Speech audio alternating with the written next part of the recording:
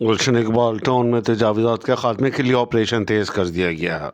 Chief secretary Sindh سید آصف حیدر شاہ، commissioner Karachi سید حسن Naqvi, D C asset کی خصوصی ہدایت پر municipal commissioner Gulshan Iqbal, Javed کلوڑ، chairman doctor Fawad کی طرف سے مسکن چورنگی سے ڈسکو بیکری پہ تجاوزات ہٹانے کا بڑے پیمانے پر آپریشن کیا گیا، جبکہ محکمہ انسداد تجاوزات کے عملے نے بھی بلا تعطل کام جاری رکھا تاکہ عوامی راستوں کو بحال کیا جا سکے۔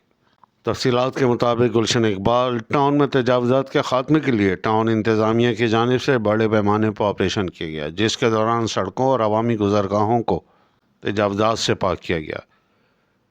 محکمہ انسداد تجاوزات کی ٹیم نے ڈائریکٹر وکاس بیگ کی نگرانی میں چیز سپر اسٹور کے اطراف قائم غیر قانونی ڈھانچوں کو مسمار کر دیا، جہاں ناجائز تعمیرات کی وجہ سے پیدل چلنے والوں کے راستے اور سڑکیں بند ہو گئی تھیں۔ آپریشن کا مقصد عوام کی نقل و حرکت کو آسان بنانا اور ٹریفک کی روانی کو بہتر بنانا تھا۔ کارروائی کے دوران سینکڑوں تجاوزات کا خاتمہ کیا گیا اور عوامی مقامات پر قبضہ کرنے والوں کے خلاف قانونی کارروائی عمل میں لائی گئی۔ FAR بھی درج کی گئیں تاکہ تجاوزات پھیلانے والوں کے خلاف سخت قانونی کارروائی کی جا سکے۔